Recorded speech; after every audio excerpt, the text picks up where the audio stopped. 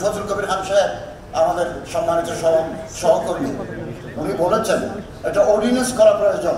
আজকে যারা আমরা 22 জন 23 জন আছি, এটা অর্ডিন্যান্স করে দিলে নেক্সট ইলেক্টেড গভর্নমেন্টে আমরা টেকনোক্রেট হিসাবে মন্ত্রিত্ব নেব না।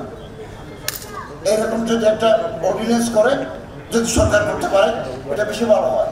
বারবার রাজনৈতিক নেতৃবৃন্দ প্রধান উপদেষ্টার কাছে বলছেন এই 2-5 জন উপদেষ্টা রাজনৈতিক দলের সাথে লিয়াজও মেনটেন করে আগামী সরকারে থাকতে চায়।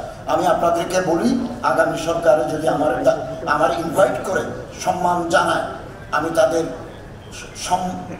তাদের প্রতি যথার্থ সম্মান জানিয়ে আমি তাদের ক্যাবিনেটের অংশ হব না।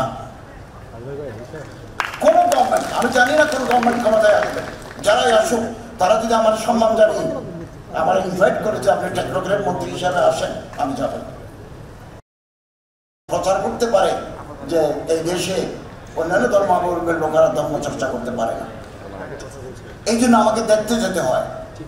আমি গিয়ে প্রথম র্যাবের সাথে কথা বলি, পুলিশের সাথে কথা বলি যে একজন আইন শৃঙ্খলা কিরকম। এটা তো আমার দায়িত্ব। এই দায়িত্ব পালনে যদি আমি সক্ষমতার পরিচয় দিতে না পারি, একদিনের জন্য গভর্নমেন্ট আমার চেয়ারে রাখবে না, বলবো যে you are unfit for that post.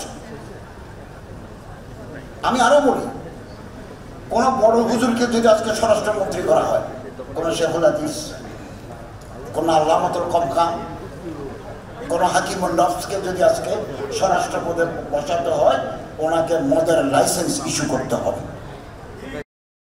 একটা কথা বলতে চাই, ফেসবুক খুব পাওয়ারফুল প্ল্যাটফর্ম। বলা হচ্ছে ধর্ম উপদেষ্টা একজন আলেম হয়ে মন্দিরে কেন যায়, পেগোড়ায় কেন যায়, চার্চে কেন যায়? It is my official duty to perform. আমি মুসলমানদের যেমন ধর্ম উপদেষ্টা, এদেশের হিন্দু জনগোষ্ঠী, বৌদ্ধ জনগোষ্ঠী, খ্রিস্টান জনগোষ্ঠী, বিভিন্ন নৃতাত্ত্বিক জাতিগোষ্ঠীর তাদের ধর্মের ব্যাপারে আমি তাদেরও উপদেষ্টা। গভর্নমেন্টের বরাদ্দ আছে, মসজিদের জন্য যেমন বরাদ্দ আছে, কবরস্থান মাদ্রাসার জন্য বরাদ্দ আছে, এর হিন্দুর জন্য, বৌদ্ধর জন্য, খ্রিস্টানের জন্য, জাতিগোষ্ঠীর জন্য আলাদা বরাদ্দ আছে। আমার মন্ত্রণালয়ের অধীনে হিন্দু কল্যাণ ট্রাস্ট, বৌদ্ধ কল্যাণ ট্রাস্ট, খ্রিস্টান কল্যাণ ট্রাস্ট, ইমাম মুয়াজ্জিন কল্যাণ trust, these trusts approved by the professor doctor Mohammad Yunus. এটা আমি করতে পারি না, এটা ওনার অ্যাপ্রুভাল লাগে। ওইটার আমি পদাধিকার বলে চেয়ারম্যান।